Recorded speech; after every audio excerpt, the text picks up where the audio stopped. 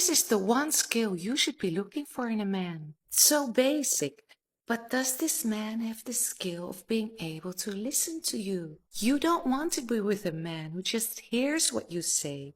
You want to be with a man who sees who you are because he has been listening to you. And this is how you can easily test him. You're out on a date and he asks you a question. For example, he asks you what your favorite animal is. And you tell him it's a dog. Does he then ask you why? Or does he immediately jump in with his reply of what his favorite animal is? Because if he does that, then he's more involved with his own ego than with getting to know you. But if he can listen to your explanation of why you like dogs so much, that shows a man who's in control of his emotions. That shows you a person who knows who he is and doesn't constantly feel the need to prove himself. His focus is on you and getting to know you. He's making you his priority, and that is the kind of man you want. Because when a man has been truly listening to you, he will know what you need, and he will even hear you when you haven't said a word.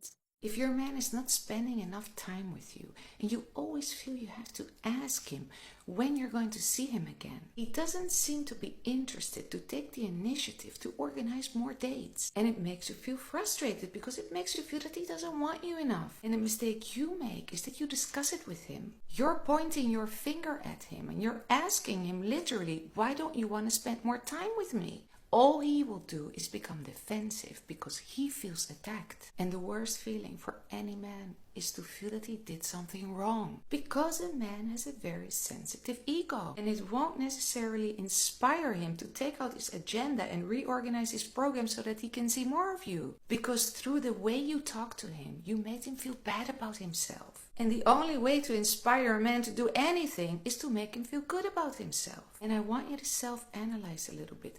What kind of partner are you when you do spend some time with him? Are you loving and kind and supportive?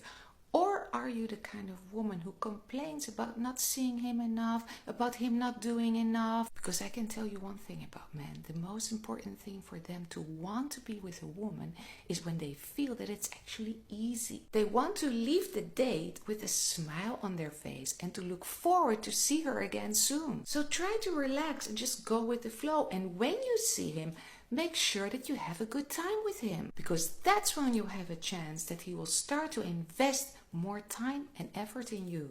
If your man needs to look for a reason to be with you, then you have a reason to let him go. If you've been with him for quite some time and you've been living together because he wanted to see if you two are compatible, but now he's still trying to figure out if you two fit together. It's as if he's trying to tell himself like, yeah, I don't really like her morning moods, but then again, she's better now at trying to understand me. And even if he tells you that his finances are not in order, that's the same thing like telling you that he chooses his career over you. Men have a logical way of thinking, and when it comes to relationships, they're either in or out.